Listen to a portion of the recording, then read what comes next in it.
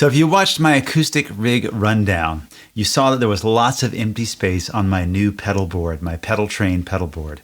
And that is because I bought a pedal board that was big enough to run my acoustic and my electric chain of events all on the same board, all in the same case. And I'm going to show you my electric chain of events now and how I have incorporated it in some ways into my acoustic chain of events.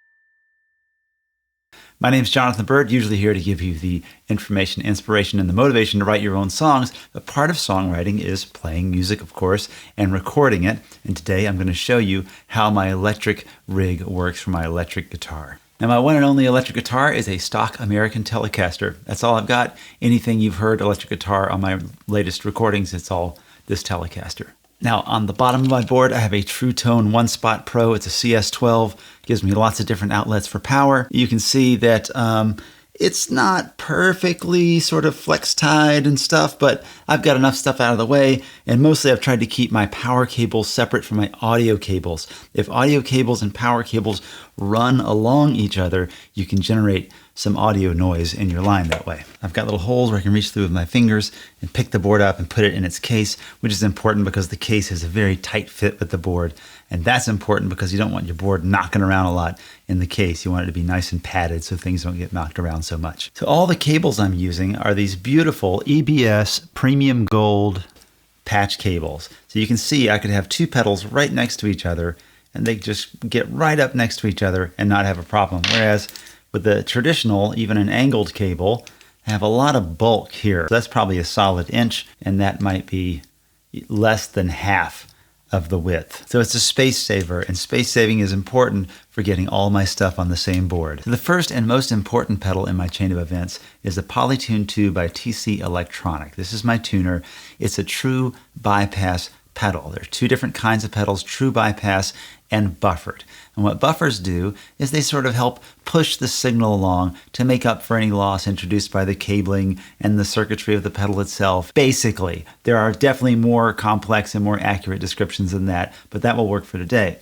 Some pedals don't like buffered signals, particularly fuzz pedals, old style fuzz pedals, and wah pedals. They like to have the straight signal from your guitar as it comes out. Tuners also work best at the beginning of a chain because no matter what I've got going on, I've got distortions, I've got delays, I've got all kinds of weird harmonic stuff going on. The tuner is right at the beginning and just hearing the note from my guitar and not all this weird stuff that's being done to it, which would make it hard for the tuner to track the note. And it being a true bypass, it won't upset things with my fuzz pedal or a wah pedal if I had one. The Polytune 2 is a great pedal because it's so bright. I can see it on a sunny day on stage. I can see everything that's happening. In fact, it's so bright, it's kind of blowing out the phone camera that's pointed at my pedal board right now. But it really is easy to see on stage. And because there are 5 LEDs in a row showing you every note instead of just one little LED, that makes whether I'm in tune or not also easy to see. The Polytune 2 does another cool thing. If I play all 6 strings, it shows me all 6 strings. If I just want a quick reality check and I'm on stage and I don't have much time and I can't hear my guitar very well, there's a lot of stuff going on, I can just rake my fingers across all 6 strings and see pretty easily that I'm close to in tune. I'm in tune enough. So what you're going to hear is my Telecaster running into my Universal Audio Apollo. I've got 2 instances of the Fender Tweed 55 amp model in there. That's my favorite clean sound with the Universal Audio stuff. One on each side because I've got a stereo delay going, and we'll get to that. I actually have 3 channels, and we'll get to that too. But here is the sound of my raw Telecaster with none of the effects on. Here's the neck pickup. And here is the bridge pickup.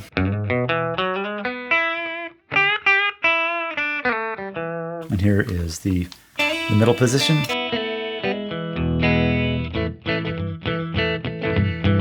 So the first pedal that I go into that has any effect on the sound is this JHS 3 Series fuzz. If you're not familiar with the JHS 3 Series, they're all white pedals. They have 3 knobs. They have a distortion, they have a reverb, they have a delay, they have all kinds of different pedals. They have 3 knobs. They're $99. They're a great deal for good pedals. This one also has a little fat switch on it, which doesn't really seem to make much difference. I don't know. The tone of it is very mid-scooped and kind of brittle. It's not good for everything. For a single coil guitar, maybe that's what's going on here. I might want a little bit a darker, warmer fuzz, but I have used it on some projects. In fact, I've used it with my bass on infrared. The bass sound is these first two pedals I'm going to show you.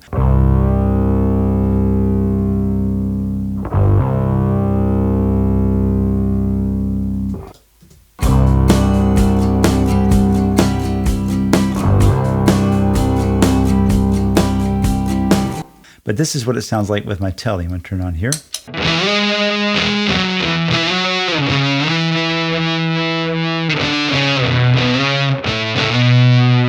And that's even on the neck pickup. So you can hear how brittle it is, and there's no way to change the tone here. In fact, if I turn the fat off, turn the fat on, I don't know, maybe a little bit more low end. I'm not sure. I've got the fuzz about halfway up. Here it is, super crazy.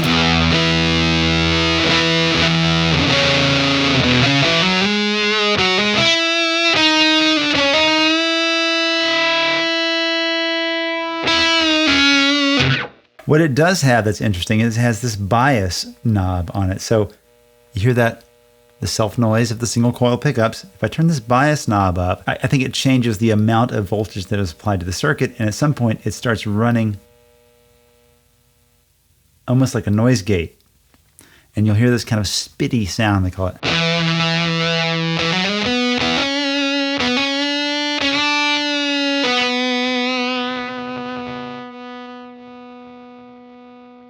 And at some point it starts choking down the note. It's really grungy, kind of a dirty sound, and I use that at on the solo at the end of my song Infrared. You can hear that kind of a sound. It's got a volume control, so you could use it, you could boost into another pedal with the fuzz or whatever. But I'm just going to go on to this octave pedal, which is one of my favorite things. It does several things, and it does all of them pretty well, which is kind of amazing. So the first thing you have is direct level. So that's how much is the direct level versus the octave. I've turned the direct level all the way down. So all you hear is the octave. I turn the direct level about 3 o'clock is where it seems to be about equivalent to my volume when the pedal is off. So then you have the octave 1 level. So you can turn this octave all the way down. You have nothing. Why would you turn it all the way down? I'll show you why in a minute. And then you can turn the octave 1 all the way up. Oh, that's heavy. I usually have it maybe halfway to 3/4. Sometimes I want something very subtle on my acoustic guitar. Believe it or not, my acoustic guitar also runs through this pedal. And I turn it down to about 9 o'clock. And that has a very subtle sound, like almost like there's a bass player or there's just some interesting bottom end going on. So the other thing you have here is a range control. This is the only pedal I know with this. So if I turn the range all the way down, there's no octave anywhere. If I turn the range about halfway up, let's see, turn the octave way up so you can hear it.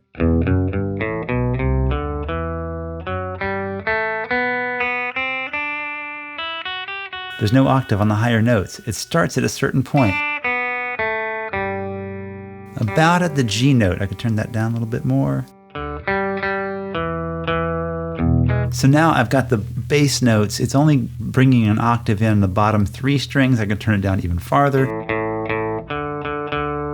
where it's like the bottom 2 strings. And that really does give me that effect of having a bass player depending on the style that I play. And I use that, again, mostly for the acoustic. So so far, this is only on the poly range, which adds another octave underneath. And you can go all the way with the range. And if I go to octave 2, it adds another octave below that octave, 2 octaves down now. Oh, it gets really fuzzy down there. And speaking of fuzzy, the other setting it has is called drive. All right, I'm going to turn this octave 1 level and this level all the way down. I'm going to drive. So it's also an overdrive pedal.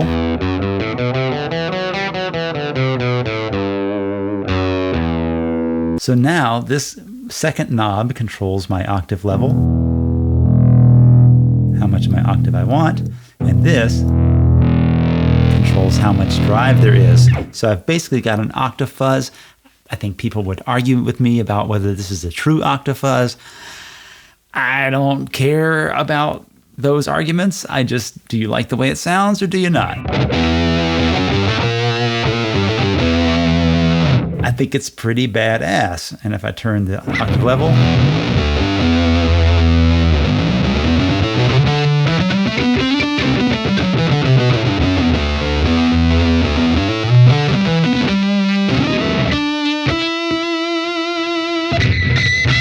I don't know, it gets some pretty trippy stuff. And if I want just to use it as a drive pedal, again, I just turn the octave all the way off.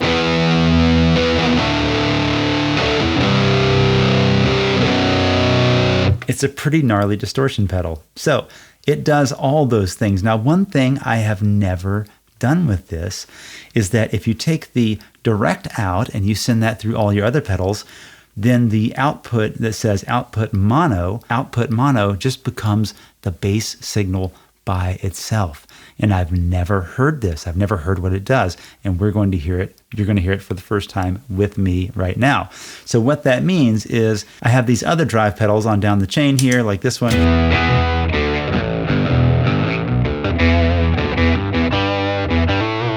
So that lower octave is being added into all the distortion. But I could split that lower octave off and have that clean going to another channel, and then the distortion would only be acting on my direct signal. So I'm going to try that for the first time right now. Right there. There it is. Oh my God. Wow, that's cool.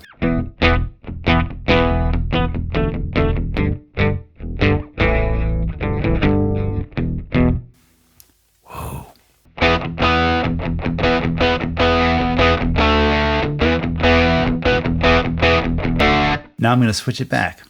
See what it sounds like.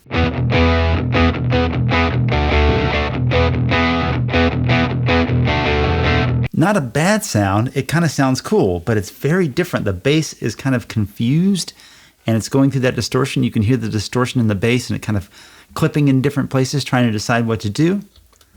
One more time. Let's go back.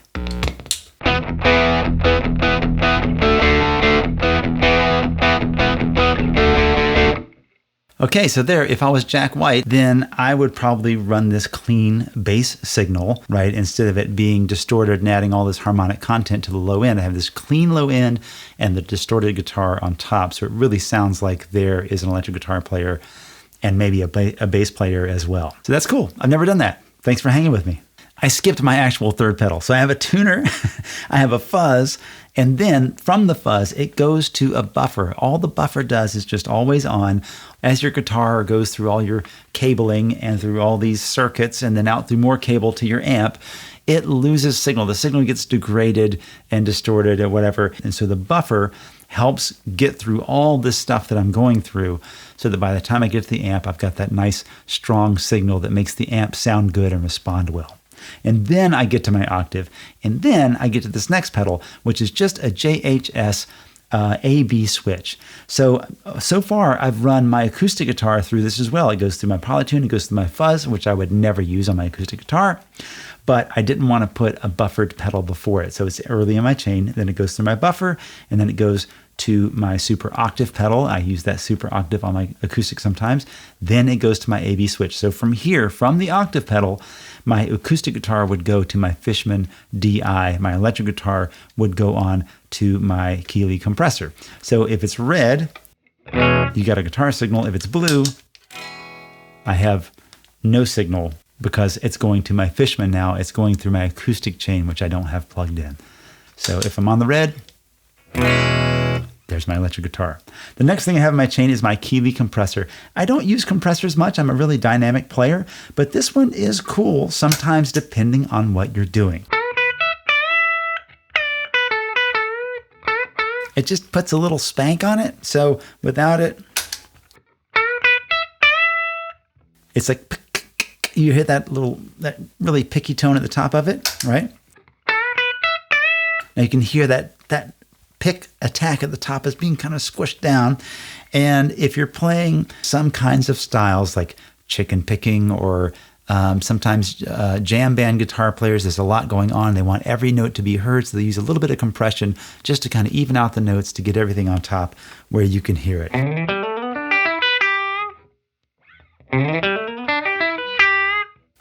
Right, some of those notes are a little bit louder than the others, and depending on the band that I'm playing in, the context, I might want to compress them a little bit and get them all at the same level so that you can hear them all in a mix. But again, I don't use it a whole lot. Now, the next pedal I'm going to is a Nady Audio Tremolo Vibrato. It's dual tube, so it has two different tubes in it for the tone quality. And one of the things that it does on the vibrato setting, it has a vibrato setting and a tremolo setting. So you can choose whichever one you want. It has 1, 2, and 3, depending on what style you want. So let's just go through them. Now, this vibrato one is really why I got the pedal. It really has a classic Univibe sound. So you might not know what the Univibe sound is. I'm just going to do this right here, and you will know exactly what the Univibe sound is if I do this, and I go like this, and I go...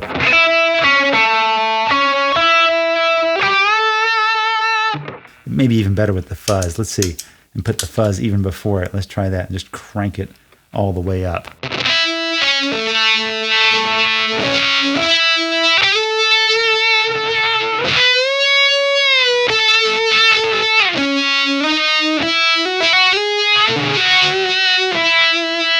Right? It has the sound of a big fat pedal that was called a Univibe that was made to imitate the sound of a Leslie rotating speaker.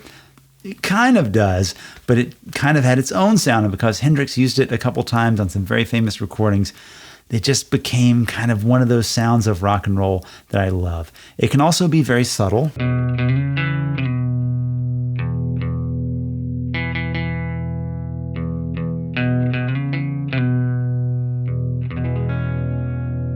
A little bit of that swirly sound is nice. It's very subtle, but it does add some distortion. And the original pedal also added a little bit of drive to the sound. Hear that? It's already got a little bit of drive and grit to it. But let's say I go to tremolo.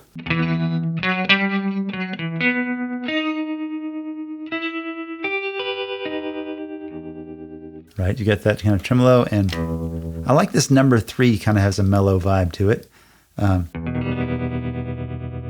yeah, you can set the rate extreme. You can set the intensity extreme. Like that's kind of crazy. If you set the rate fast enough, it actually generates a note. It's so fast, it generates like, I don't know what that is, 100 hertz or something like that. So that's kind of crazy. But you can get really super intense with it. But really, the thing that I like the most about it is that Univibe kind of sound.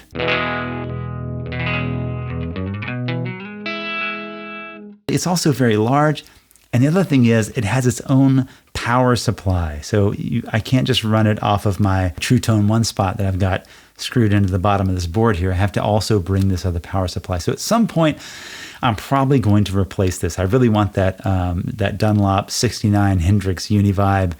They're out of stock. I've looked for one. Japan has all of them, and they know it, and they're charging a premium for them. But it's a mini pedal. So if I can get a mini pedal and then maybe a JHS Whitewater for the tremolo, I might replace this because it's so big, it's taking up so much room, and it has that other power supply. And I might just keep this at home for my own special vibe times. So now my signal leaves the tremolo vibrato pedal and goes to this Donner Yellow Fall pedal. This is a cheap pedal. You can get it on Amazon for probably $30. All I wanted was something I wanted a mini pedal size, so it didn't take up too much room, that I could have a little slapback if I wanted to without changing my other delays to make them a slapback. I want my other delays to be longer delays and to do more interesting things. All I wanted was a cheap pedal that would just do this right here.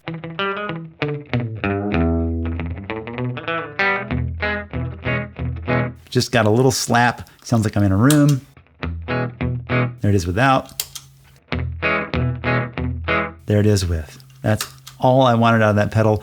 I keep the I keep the time all the way down. I keep the feedback all the way down, so I'm just getting one slap, and then I can turn that echo up and down depending on how much of that slap I want. That's all I want out of that pedal. Then it goes from there, it goes into another cheap Amazon pedal. This is the Mosky Golden Horse. It's a Klon clone. Shouldn't they just be called clones, like with a K, K-L-O-N-E? Anyway, it's a Klon clone. JHS actually featured it on one of their shows. They did a blind test with an original Klon, and nobody could tell the difference. I couldn't tell the difference. Okay, 3 things here. So one thing is, if you play electric guitar, I'm sure you do, I just love to play my guitar not plugged into anything, and I actually practice a lot that way, and it helps me to hear the tone of what's really happening on my guitar. None of this stuff is going to make me sound cool. What makes me sound cool, hopefully, is if I've done my work and I play something cool on the guitar. Also, my pedal board is going to be really incomplete for some people. It's going to be way too much for some people. Like Brad Paisley, I think, uses a slap delay in a Vox AC30, and he's Brad Paisley, and it sounds awesome. Some people are going to be like, wow, you don't have any chorus, flange, phaser. I just don't go for those sounds ever. But there's so much out there, which brings me to the third thing I want to say is other channels on YouTube that are so awesome. Vertex Effects, V-E-R-T-E-X. They build pedal boards, they demo pedals, they talk about their favorite pedals they don't like, why don't they like them. And I've learned a lot of the things I've learned about amperage and wattage and running audio lines and electrical lines and those kinds of things from the Vertex Effects channel. JHS Pedals. You'd think he'd just be trying to sell you his pedals all the time, but he demos all kinds of stuff, and he turned me on to a couple of pedals that are on my board that I did not buy from JHS Pedals. He kind of turned a lot of people on at the same time to the fact that you can go on Amazon and get a $20 pedal, a $30 pedal that does a thing that you want to try, and for a very low cost, you can get a great little pedal that gives you the feeling of doing that thing. If you want to later spend $200 on this really fantastic pedal that takes that idea further, you can, but this is a great way to try it. And in some cases, this thing works great. You don't need to spend any more or take up any more room on your board to do that particular thing. So JHS Pedals. Also, Emily Hopkins is a harpist who runs her harp through guitar pedals, and she really tries out some of the quirkier, edgier, more cutting edge pedals that are out there. I really love her show and the way that she thinks about music. She just kind of like gets outside of where my head would go and then gets me to follow her there. So Emily Hopkins, and I'll link all those channels in the doobly-doo. All right, back to it. I just care, like, do you like the way it sounds? That's all I care about. So this gives me a little bit of drive, sometimes less, sometimes more.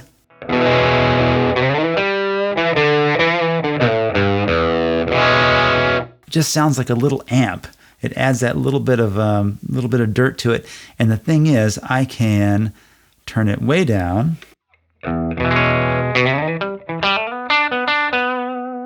And I can get just a little bit of something if I want that.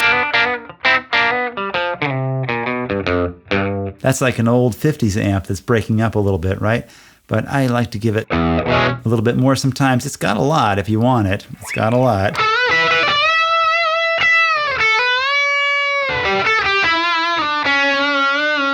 But that's not what I use it for, really. I use it for a little bit of boost and a little bit of dirt, and I run it into the next pedal, a tube screamer. People talk so much crap about tube screamers. This is a tube screamer mini because I didn't want it to take up too much room. I'm going to turn off the Golden Horse so you can hear it by itself.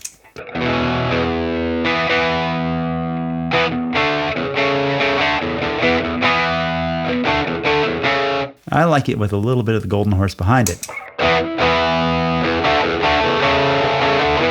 There's some of that mid-range that kind of punches through that I like about it.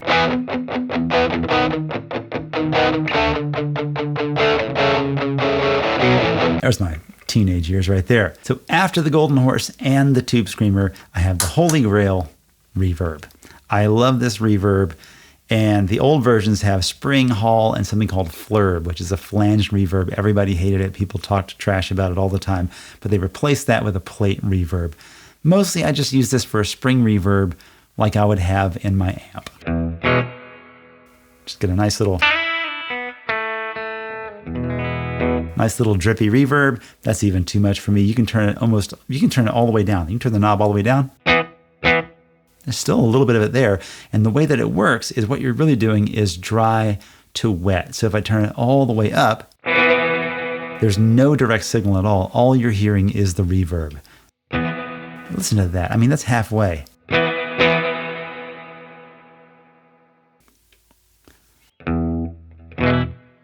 That's plenty right there.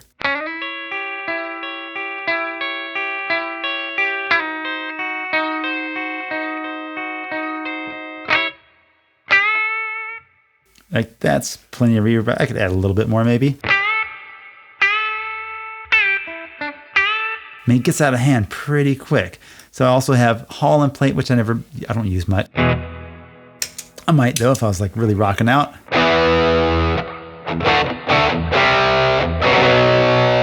Yeah. Right? Might use a little Hall or even the plate. The plate to my ear has a little bit of a Pink Floyd sound, like old school Pink Floyd. After my reverb, I have my TC Electronics flashback delay. It has tons of settings. Delay is how long usually. And then in this middle switch, you can choose a quarter note, an eighth note, or a quarter note plus a dotted eighth, which gives you this kind of back and forth kind of edge sound.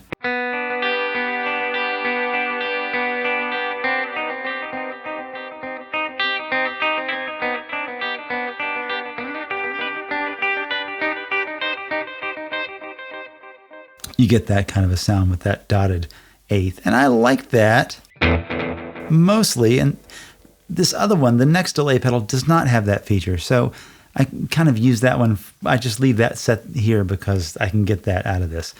Feedback is how many delays you get. You just get one. You get them for a long time. This is currently set on tape, which means that the signal is just going to delay over time. It's going to get worse and worse, right? We have the 2290, which is a very famous digital delay.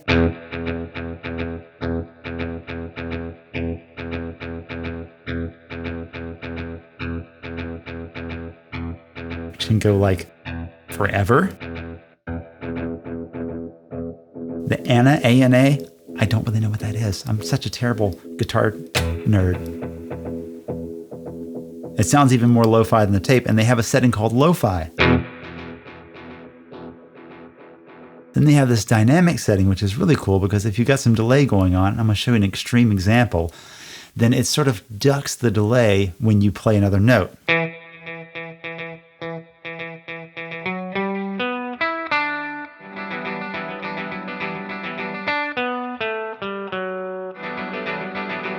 Right, and then it all comes back. It ducks it out of your way. It doesn't have to be that crazy. Just showing you how it is. And this is mod, so it's a modulating delay. So you have that kind of chorusy sound. It modulates the sound.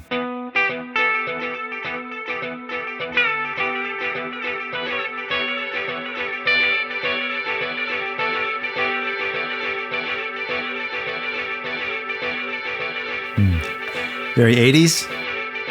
Then we have the Pong setting. Here's slap. Again, I use the Donner pedal mostly for that. I have the Donner pedal for my slap, so don't worry about it too much. It's got reverse.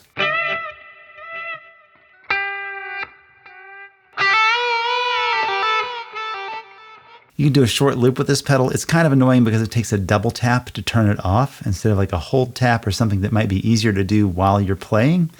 So I don't really use the loop function that much. So why do I have another digital delay pedal? I don't know, just to get crazy. It's the Boss DD7. It's a classic delay pedal.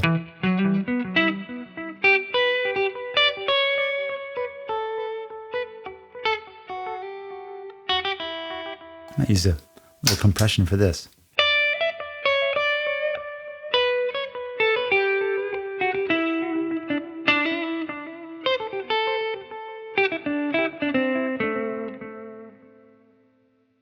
Again, this has a reverse. Pretty awesome. Has what's called analog. I can only assume that's tape-like. Yeah, it gets darker and more degraded as the signal fades. It's got a modulator delay as well. Might be a little more subtle. I hear it a little bit. And then it has a hold. Then you've got a 50 millimeter delay, which is kind of like that. Not as good as this $30 pedal from Amazon, I think. 200 milliseconds. 800 milliseconds. And again, these are round figures, so I still have a delay time knob. The 3200 milliseconds, let's just turn it all the way up and see what happens. So why would I have two different delays? Well, let me show you why I have two different delays.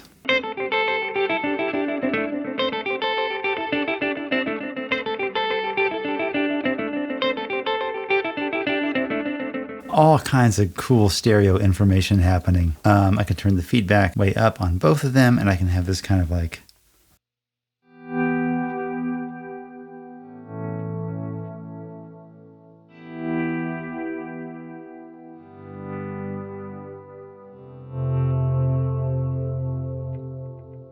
just some crazy ambient stuff, if that's what I want. It's probably not something I would do live, but certainly I would be playing around with that in my studio. And that's it. That's my whole electric rig and my acoustic rig on one pedal board. I still have room for another DI, which I think I want to add at some point so I can run that bass signal separately just for the heck of it. Maybe let's just turn everything on and see what happens.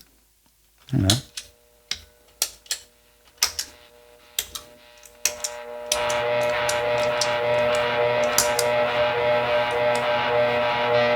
That's the first thing that happens.